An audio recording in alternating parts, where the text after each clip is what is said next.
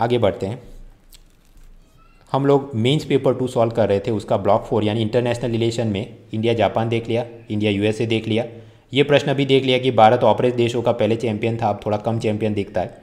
Now the last question, that is UNESCO is an epic fail organisation. प्रश्न ऐसा था latest mains exam में, too little cash, too much politics, it leaves UNESCO fighting for life. Discuss the statement in the light of USA's withdrawal and its accusation of the cultural body being anti-Israel bias। आवश्यकताओं से कम पैसा है, अत्यधिक राजनीति चलती है, इसके चलते यूनेस्को का खुद का जीवन रक्षण स्थिति में लाइफलाइन में आ गया है।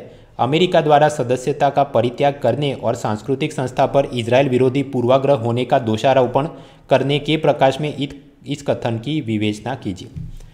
पैसा है नहीं, पॉलिटिक्स ज़्यादा खेलते हैं और इजराइल के साथ भेदभाव रखते हैं, इसके चलते इनकी लाइफलाइन पे बनाई है। आप चर्चा कीजिए।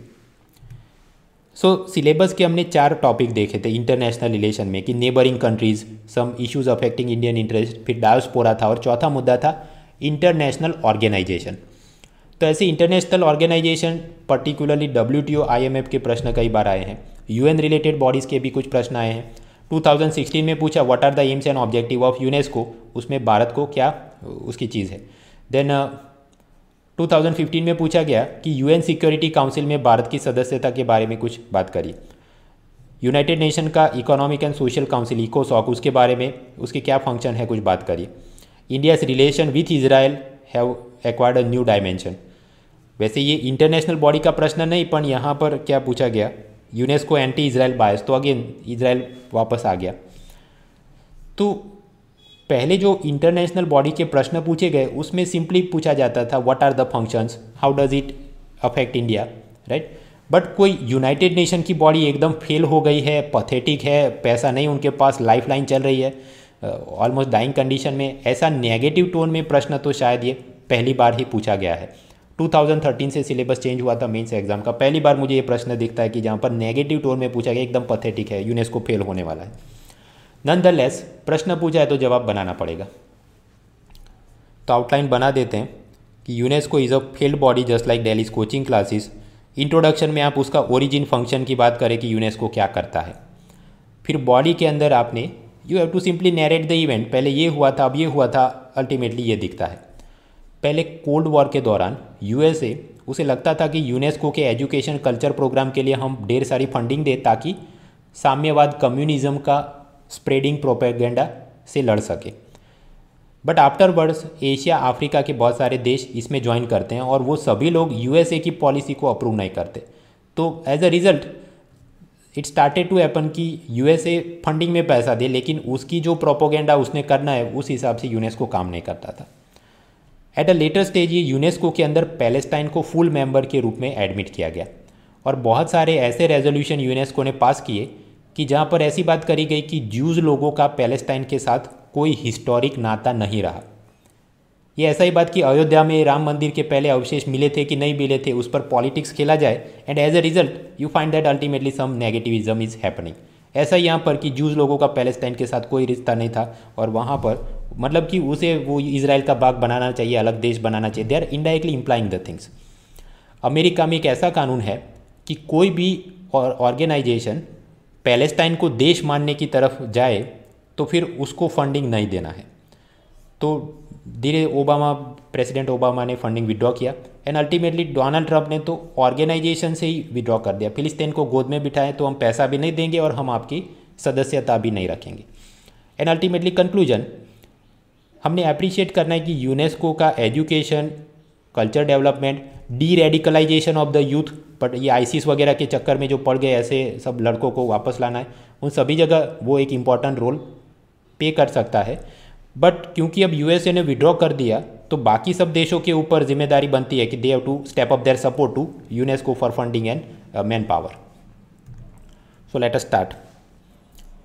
यूनेस्को सबसे पहले इंट्रोडक्शन में उसके ओरिजिन या ऑब्जेक्टिव आप लिख सकते हैं। United Nation Educational and Scientific and Cultural Organisation, it is a specialised agency of United Nation. France के पेरिस शहर में इसका हेडक्वार्टर है। 1945 में बने थे। Education, science, culture causes across the world. सभी चीज़ रियल एग्जाम में याद हो ज़रूरी नहीं कि 1945 में बना था या 46 में। जितना याद है आप लिख सकते हैं कि इट में इवन है अपन की हेडक्वार्टर भी याद नहीं आए, तो जो चीज़ें पता है उतना लिखिए। ऐसा नहीं, ये तो मैं आपको जवाब बता रहा हूँ, ऐसा नहीं कि यही लिखा तो ही आपको मार्क्स मिलेंगे। So we can talk something about their function. Then body part 1। एक ज़माने में after the end of second world war allied powers मित्र राष्ट्र की चाहना थी कि पूरे विश्व के सभी बच्चों को एक अच्छा इतिहास और साइंस और कल्चर सब कुछ पढ़ा जाए। कुछ जगह पर टेक्स्ट बुक में नाजीज़म फासिज़म को अप्रिशिएट किया जाया था, वो सब आइडियोलॉजी को टेक्स्ट बुक से हटाया जाए। ये सब काम करने के लिए यूनेस्को की स्थापना हुई थी। It was suppose to spearhead this type of movement. साथ ही साथ during the cold war UNESCO बोलता था freedom of speech, thought and expression होना चाहिए। उसके सामने आप जानते हैं रशिया और दूसरे साम्यवादी देशों में freedom of speech, thought and expression वो लेनिन और वो सब होने नहीं देते थे। So as a result America को ये बात अच्छी लगी कि यूनेस्को फ्री स्पीच की बात करे, उस हिसाब से हम लोग कम्युनिस्ट प्रोपोगेंडा के सामने लड़ सकते हैं। So they gave a large funding to this body. शीत युद्ध के दौरान अमेरिका ने बहुत फंडिंग दिया था यूनेस्को को। ये सारी चीज़ें आपने असल में लिखनी नहीं मेंस में, ये तो 150 वर्ड्स का ही शायद आंसर है, but I am explaining to you so you can know what was the matter. Then body part 2। 1980s तक हम लोग पहुँचते हैं तो बहुत सारे decolonise country from Asia and Africa they joined the UNESCO group, और वो अपने सब ओपिनियन और पॉलिसी वहाँ पर बताने लगे जो हमेशा ही अमेरिकी पॉलिसियों के साथ सिंक्रोनाइजेशन में नहीं थी।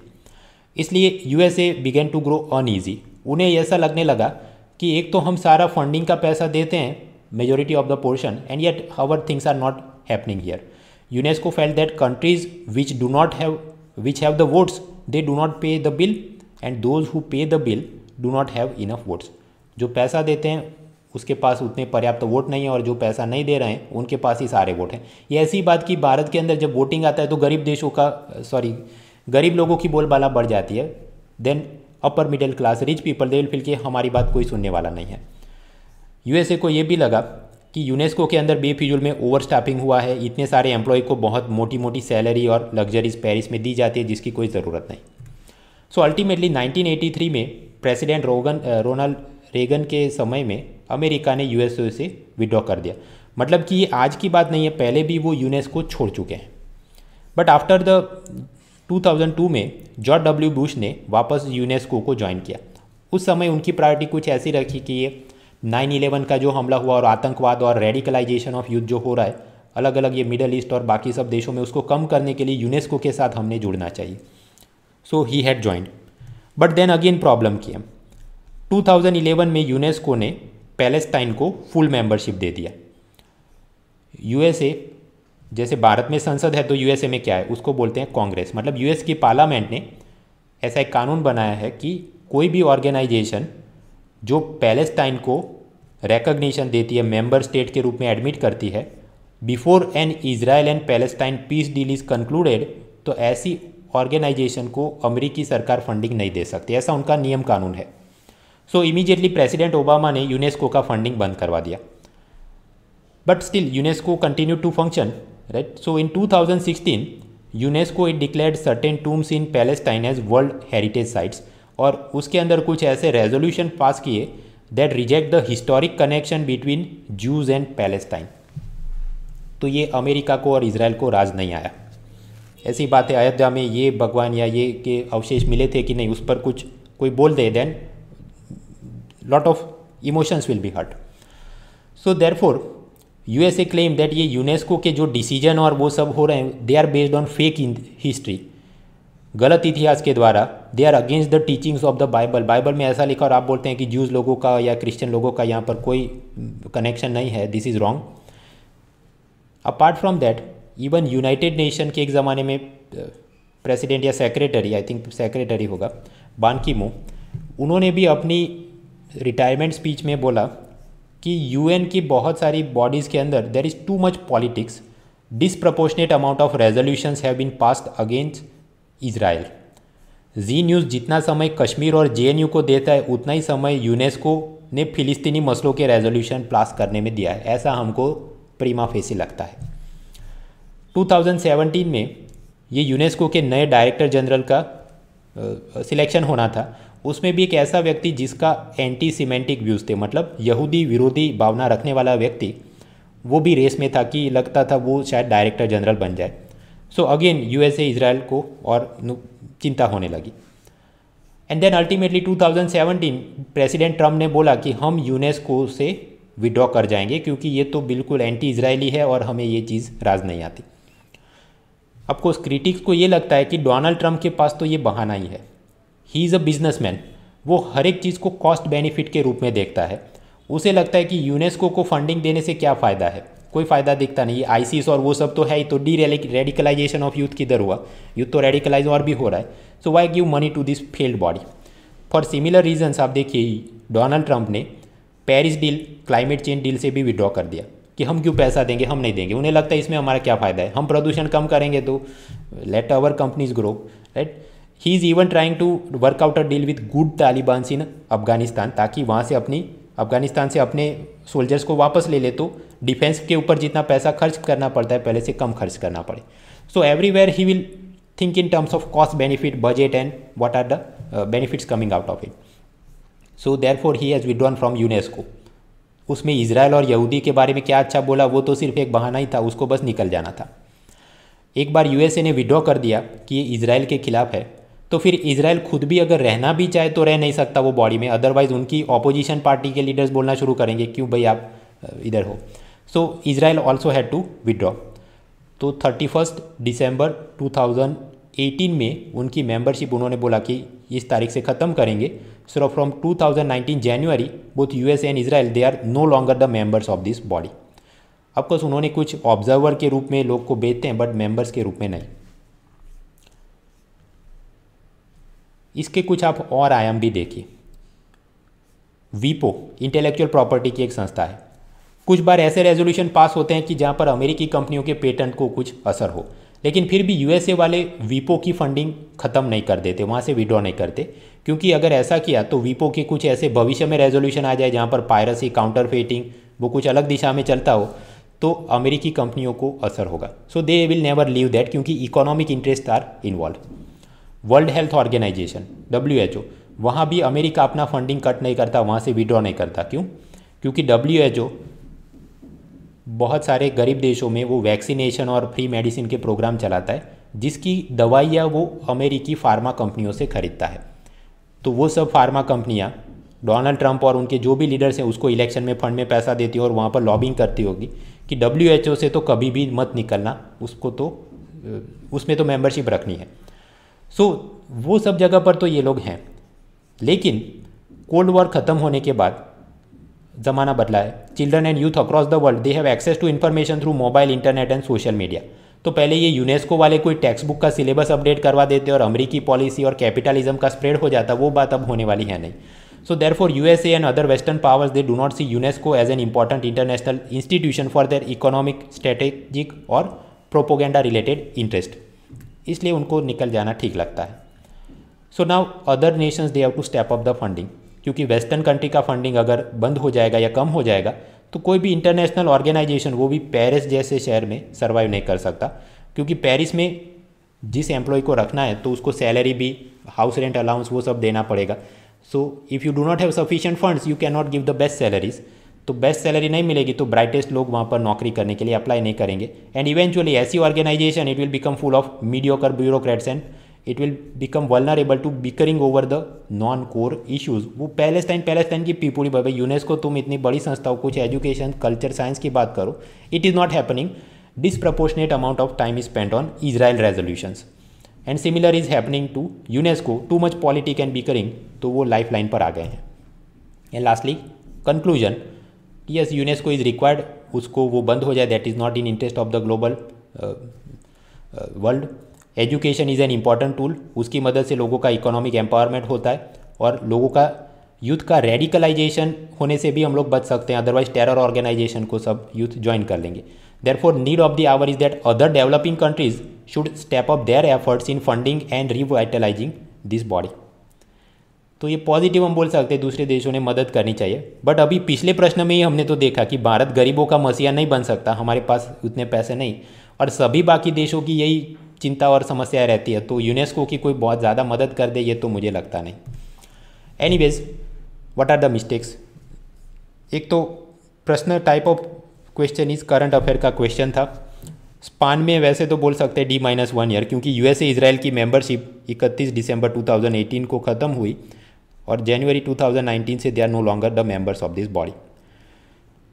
वैसे ये डिफ़िकल्टी लेवल में टफ क्वेश्चन है, क्योंकि एक low profile body, maximum function हम तैयार करके गए हों, उन्होंने विड्रॉ किया था, चलिए ये भी तैयार करके गए, बट बैक एंड में और कितने सारे ट्रैक और नुआंसेस हैं जो कि 150 वर्ड्स में लिखने हैं, सब लोगों के पास ये मटेरियल शायद ना हो। सो आउट ऑफ 10 मार्क ज़्यादातर लोग, मुझे लगता है 3 मार्क के आसपास उन्होंने कुछ की एंटी इजराइल बायस होती है, तो अमेरिका इजराइल का सबसे ज़्यादा ग्रेट एलाई है and therefore they have left and this is creating issues, ऐसी घूम फिर के 2-3 मुद्दों पे ही आसपास बात करी होगी। So I don't think many students have got good marks in this. अब ये एक प्रश्न को देख लिया तो क्या सभी बॉडीज़ के अंदर कौन विड्रॉ कर रहा है और उसमें कौन सा ऑक्सीजन पर है और कौन सा कॉमा में चल गया, कौन आईसीयू में है, क्या हर एक इंटरनेशनल बॉडी के बारे में प्रिपेयर कर सकते हैं? Not possible. तो इसको देख के बस पूरे ही साल 90% of paper is not like this, बाकी तो सब मैनेजेबल क्वेश्चन थे, उस पर फोकस करिए, एक को देख के पूरा टाइम इस पर स्पेंड मत करो। So we are done with all the 4 questions. India, Japan, India, US, India for operation and UNESCO is a field body. Now the road map for the mains 2020 exam, अगले साल की तैयारी के लिए क्या? NCERT क्लास 12 की political science की book में contemporary world politics, cold war और उसके बाद का समकालीन विश्व क्या चल रहा है वो आप पढ़िए, it will give you some test of the subject.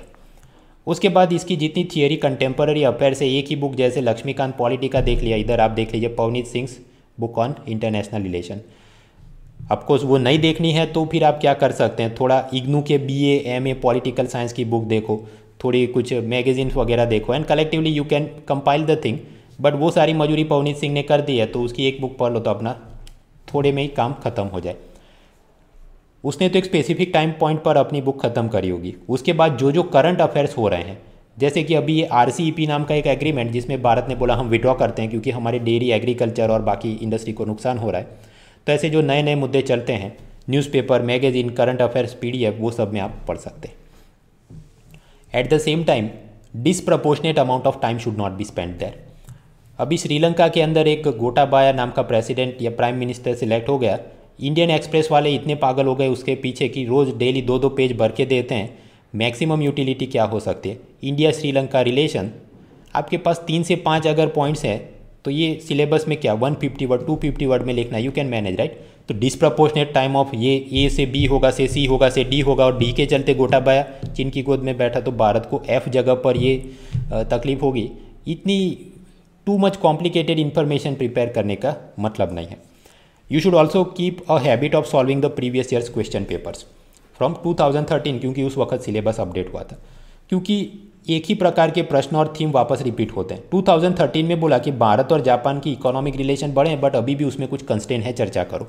2019 में अगेन पूछा गया कि भारत जापान के रिलेशन कंटेम्पररी टाइम में और मजबूत करें तो क्या फ़ायदा है। So similar theme is getting repeated, you keep the habit of solving previous questions.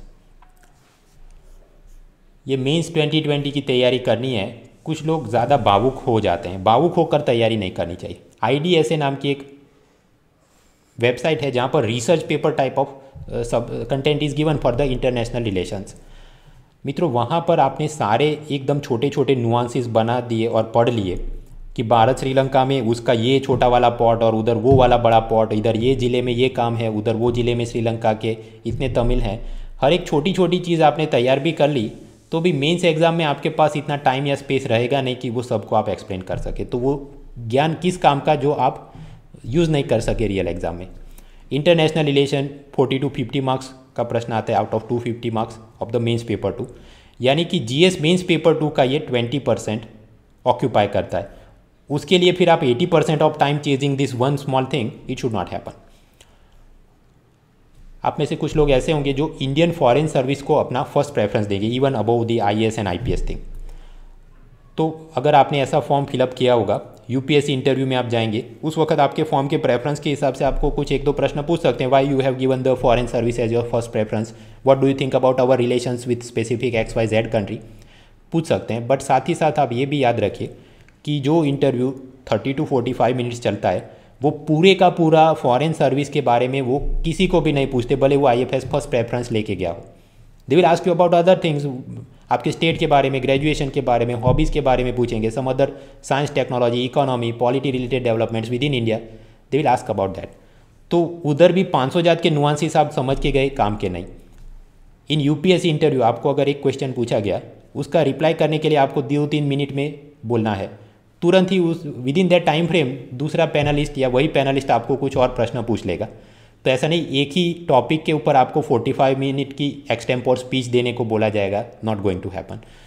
और IFS बनेंगे तो उस वक्त सारी ट्रेनिंग देंगे, अभी से IDA से पढ़ के क्या आपने बुद्धिजीवी बन जाना है। सो भावुक होकर तैयारी मत करो, डोनाल्ड ट्रंप जैसा बनो। वो इकोनॉमी पॉइंट से सोचता है पेरिस डील मेरे हित में नहीं है, ये यूनेस्को को ज्वाइन करना मेरे हित में नहीं है, and he is doing like that. So we should also become practical just like him. So we will conclude the session here. इसके बाद में तो मैंने मेंस पेपर 3 कम्प्लीटली सॉल्व कर दिया, मेंस पेपर 2 कम्प्लीटली सॉल्व कर दिया, मेंस पेपर 1 ऑफ 2019 एग्ज़ाम वो भी मैं सॉल्व करूँगा। तो stay tune and it will come in the upcoming days. And those of you who want to join my economic course on the Unacademy plus platform, तो आप mrunal.org coupon code use कर सकते हैं and you can avail discount. Unacademy plus platform की एक अच्छी बात ये भी है कि सिर्फ इकोनॉमी नहीं, history, polity, geography, all the faculties you will have that. Optional subject के भी कुछ कोर्स चल रहे हैं, और ऐसे ऑप्शनल सब्जेक्ट जिसका सभी सिटीज़ और प्लेसेस में कोचिंग या गाइडेंस आसानी से नहीं मिलता, so you even explore the optional subject related courses, और वो ज्वाइन कर लेंगे एक बार उसका सिलेबस कंप्लीट किया, that will help you. So I end the class here and hopefully we will meet again for the mains paper 1 2019 model answers.